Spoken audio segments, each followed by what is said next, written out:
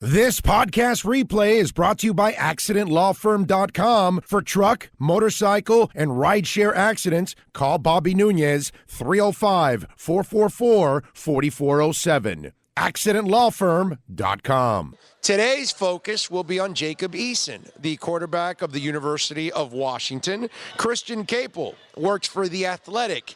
He covers the Huskies on an everyday basis. You can follow him on Twitter at Christian Caple. Let's bring him aboard. Mr. Caple, good afternoon or good morning in your case. How you doing, my man? Hey, I'm doing great. How are you guys doing? I am doing exceptional, my brother. We've been obviously covering the Dolphins. Personally, for me, I've been covering the Dolphins in this business for 30 years. And yes, I got to cover Dan Marino. But unfortunately, Christian, since Dan Marino, this team has struggled to find another quarterback. They've had 18, 19, 20 quarterbacks since Dan. They're looking for one. Jacob Eason will be one of those guys that could be a target. So tell us a little bit about Jacob. How is he as a leader of a football team? How do guys gravitate to him, or do they not gravitate to him? Yeah, I mean, at the University of Washington, I know he was extremely popular with his teammates. You know, in terms of being a real, vocal, outspoken, everybody follow me, let's go, kind of rally the huddle type of guy. I think that comes with experience, and even though he's been in college for 4 years, experience is kind of the one thing he lacks. He really only played 2 seasons of actual football. But, he came in and knew the 2018 season he was going to be redshirting and was their scout team quarterback for much of that year and took those responsibilities seriously and, never acted like he was Mr. Big Shot or anybody owed him anything or anything like that. And, I know earned the respect of his teammates pretty immediately, and he's a guy who, everybody on that offense, I think, has a lot of respect for and really liked playing with and would have loved to play with for another year. But, in terms of the leadership and really rallying guys on a down-to-down basis, I think that was something that they were working with him on. You saw it come out from time to time, and he scored their first touchdown in the Apple Cup, and his helmet popped off, and you could see on the TV replay he was screaming and flexing and was really fired up. And I think gave a halftime speech in a game against Arizona where they really weren't playing that well at all, and guys said that it was different because he usually doesn't pipe up like that, but really got guys fired up, and they came out and played one of their best offensive halves of football of the season. So, I mean, you certainly saw it show up from time to time. I do think that's something they'll get better at with more experience, though. Okay. Now, let me ask you, Christian, when you start to look at his career, short career there in Washington, what was his signature moments in your eyes that you said, okay, this guy is a big-timer? I think that the surest I ever was that he was definitely off to the NFL this year, which is what it turned out to be, was after their game at BYU. And BYU had an okay season. I mean, they weren't a great team this year, but they had just beaten USC, and it was Washington's first road game. And anyway, as it turned out, it was the most hostile road environment they faced. And I think Eason was 24 of 28. He had 3 touchdown passes, and all 3 of those touchdown passes were throws that, not every college quarterback could make. I mean, he fit one into a window to Aaron Fuller in the end zone that had to go past the ear hole of a linebacker between 2 defensive backs. And if you had anything other than a howitzer for an arm, he's not getting that ball there. And, he even completed a one-on-one slant to a receiver who caught it and then, covered the remaining distance for a touchdown where that ball gets there so fast. He's got a chance to gather it, turn his head, and kind of examine and gather himself, look at where he's at on the field and make a decision what to do with the ball. Whereas, a lot of guys, that ball's getting there right as the defender's getting there, and then maybe it's an 8 or a 9-yard gain if he can hold on. But because Jacob Eason just puts it right on guys, they got a chance to catch and turn upfield and pick up even more yards after the catch. So I think that BYU game was really the one performance that encapsulated everything that he's so good at. And, he had a couple of other, really impressive performances this year, too. And in a loss to Oregon, I thought he had, maybe one of his best games. He put some really tight throws into some tight windows in that game, too. And, I think to me, that was what showed up the most, especially after, watching someone like Jake Browning, who is a little bit of a different quarterback, had a ton of success at Washington, Bringing in someone like Jacob Eason right after him, you could see the ways that they were different and some of the things that he brought with his arm that just a lot of guys at the college level don't have. I can imagine, because when I watch it, I mean, there's no doubt that the talent is there. When you watch it on an everyday basis and deal with him practicing games and locker rooms and all of that, what convinces you he will be a successful NFL starter? I think the jury's still out on that a little bit. I think he's a guy who's going to come into the league kind of raw, just like I said, because he hasn't played all that much football. I mean, for a guy who spent 4 seasons in college, he's only got really 2 seasons of tape, and one of those was as a true freshman, and obviously he's a lot different now than he was then. But I just think the physical tools, the athleticism, look, he's not the most flexible guy. He's not the most agile guy against the pass rush, but if he gets out in the open, he can move a little bit better than people might assume. But I just think I go back to the arm strength and the precision when he has time. He's going to have to get better against pressure. He's going to have to get better at reading blitzes and stepping up in the pocket instead of spinning out. That was something they really worked with him on. But, man, when they gave him a clean pocket and he had a chance to go through his progression without guys in his face every single play, it was very rare that he missed a guy who was running wide open, other than the occasional deep shot where he's throwing it 40, 45 yards downfield. So I just think that the arm strength and the precision when he's got time were clearly at an elite level. And Christian, and listen, a lot of quarterbacks, when you give them time, they can be effective. But one of the knocks on him is that when he has pressure on him, he doesn't respond well to pressure. Is that what you've seen from Jacob Eason? Yeah, I think that's definitely fair. There was a play in their loss to Utah where they're down 2 touchdowns late and they were driving to score and try to give themselves a chance, which they eventually did. But it was first and goal, and the left tackle got beat by a great pass rusher, Bradley and I.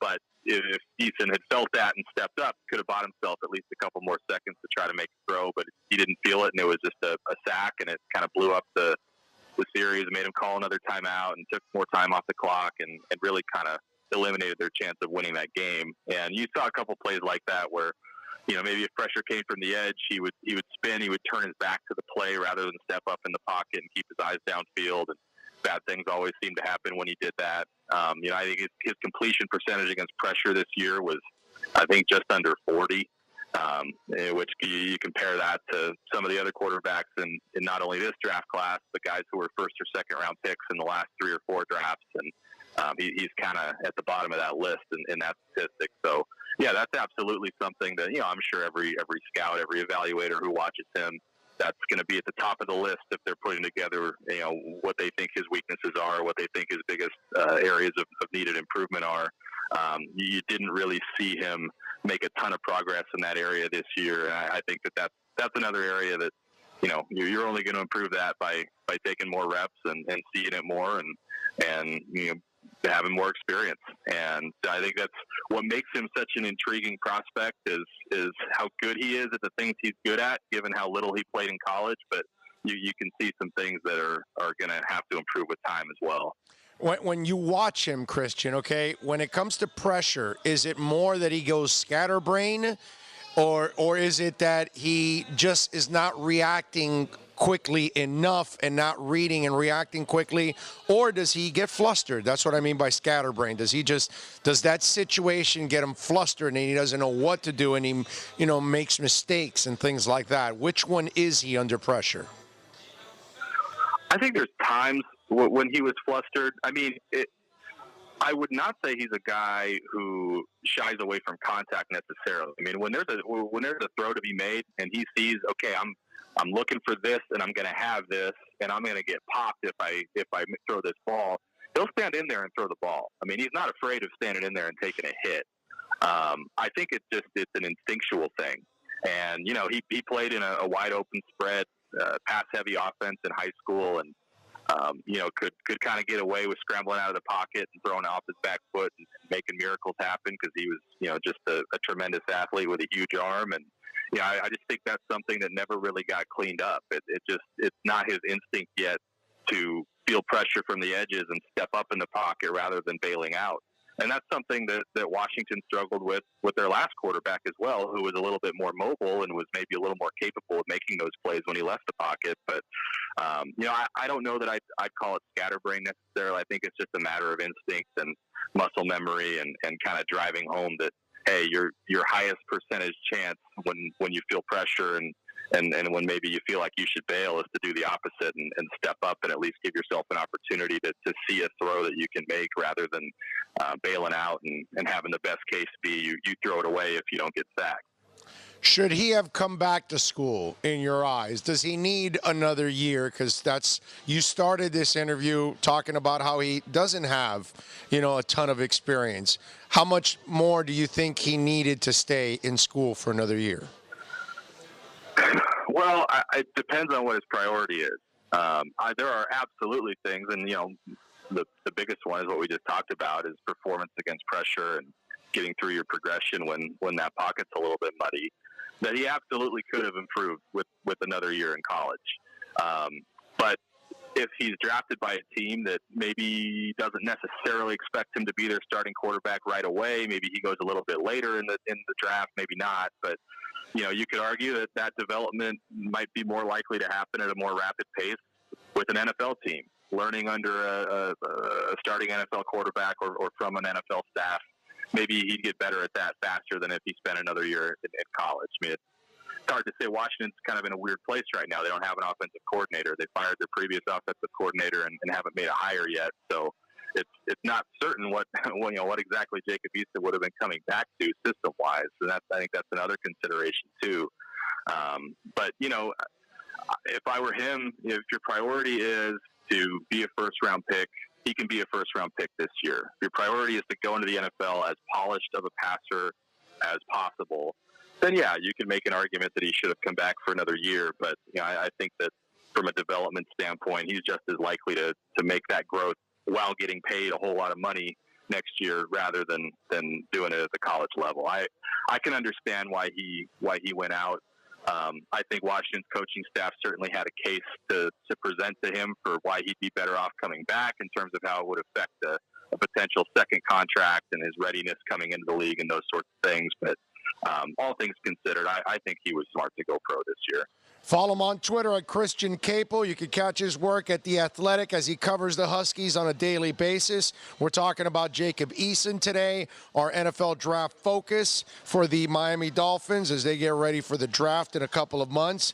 Now, going on Jacob, here's the other thing that I hear about him, Christian, because I've seen him a couple times, but I don't watch him as much as you do on every down basis. He's pretty accurate on the short and intermediate stuff.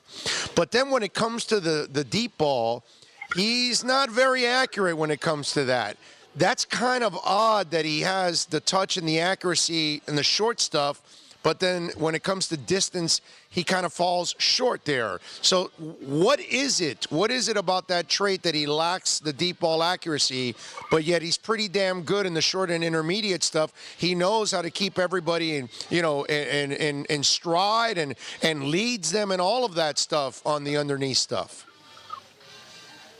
Yeah, it's a good question. I haven't seen the stats on his completion percentage as you progress downfield, so I'm not sure exactly where he is there. But I know that some people questioned that maybe he should have gotten more reps in the spring and the fall. They pretty much split reps between him and Jake Haener, and it was a true quarterback competition for the starting job there all the way up until the week before their season opener. I think some people have questioned that and said, well, this is really his first year learning Washington's offense. Obviously, he had a redshirt year, but he was mostly working on scout team stuff and trying to learn what the opponents were doing to help the team out each week. So, maybe they should have put more reps on him in the spring and in the fall, and maybe that would have led to more chemistry between him and Washington's receivers. UW's receivers this year were kind of hit and miss. There were a lot of drop passes. There wasn't a ton of separation.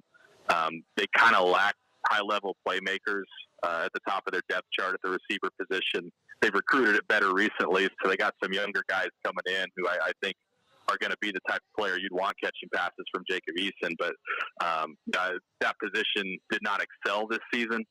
So, yeah, I think that's a factor too. And, some of it is I'm sure comes back to chemistry and experience and those sorts of things. We did see him make some pretty impressive deep throws this year, but you're right. I mean, there were a couple times when it seemed like a guy might have had a step, but he missed him by 2 or 3 yards, usually overthrowing him. You didn't see him underthrow a lot of those, so I think that part of it's encouraging at least. But yeah, I mean, it's one more thing that I think scouts are going to want to see, and going into the combine and workouts and everything, he'll have every opportunity to prove he can make those throws. Would you call him a clutch player? Because in his last 4 games, he had 3 touchdowns and 4 interceptions, 59% completion percentage versus Pac-12 competition, 12 touchdowns, 7 interceptions. Is this a guy that will play big in big moments against bigger teams? It's hard to say. I mean, all that we've seen of him in close games this year was really games where Washington came up short. It was kind of a weird season for them that way. Most of their wins were by a significant margin, and then their losses were all by 10 points or fewer.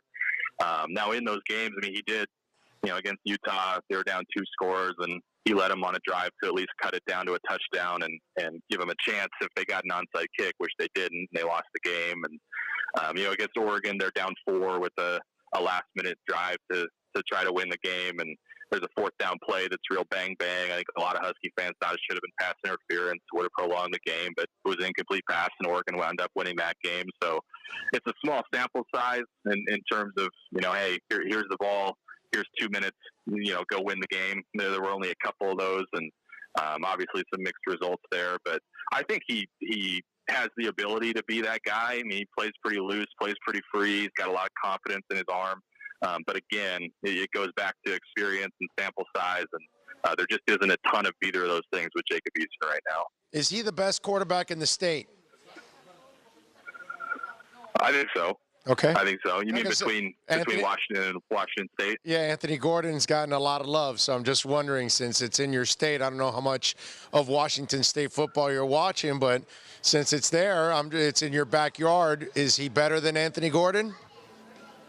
Yeah, I mean, if I'm an NFL team, looking and trying to project a couple of years out, I think just the physical tools alone, I'm going to be more enamored with Jacob Eason than Anthony Gordon. Now, look, Anthony Gordon came on and kind of came out of nowhere and had an outstanding season as a fifth-year senior who was a former walk-on and a JUCO guy and all those things, and maybe he's earned himself a look too, but I would certainly gravitate toward Eason. All right, so I'll ask you this, and we'll follow it up with this, Christian. What quarterbacks in college football going into the NFL this year, okay, let's leave Lawrence out, this year, in your eyes, are better quarterbacks than Jacob Eason? Ooh. Burrow and Tua? I think certainly Joe Burrow and Tua. Gosh. Is he the third guy? Is he the third guy in your eyes? Nate Stanley, Jordan Love, any of these other guys? Go ahead. I would take Eason ahead of Jordan Love. I would put him, just in terms of unanswered questions and those sorts of things, and can he be the guy right away? I'd put him about even with Justin Herbert. I'd maybe give Justin Herbert a slight edge just because of his athleticism and open field speed. I mean, he's shown he can run and move a little bit. Obviously, he's not going to come into the NFL as a guy you're designing a bunch of run plays for, but right. I think he's got a little bit more ability to move the pocket and get some things done with his legs if he needs to. So I'd maybe put Herbert just ahead of him right now as well. How about Fromm, the guy that replaced him in Georgia? Yeah, that's tough. Obviously he didn't have the season that he would have liked, but he's put a lot of good stuff on tape, and it's so tough. If we could watch Jacob Eason play one more season of college football, I think a lot of these questions would be answered one way or the other. Maybe ultimately that helps his stock. I don't know, but it's tough to compare him to some of these guys who have legit 3 full seasons deep of tape, and even someone like Fromm who maybe played his best ball a little bit earlier in his career.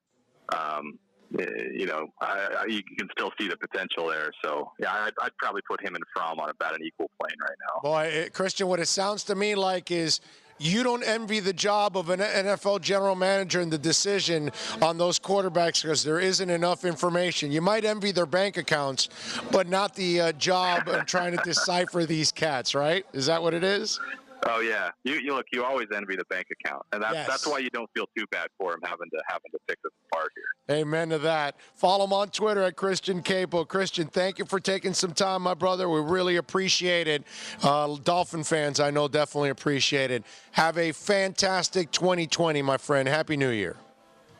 All right, thank you. You as well. You got it. There you go. Christian Caple from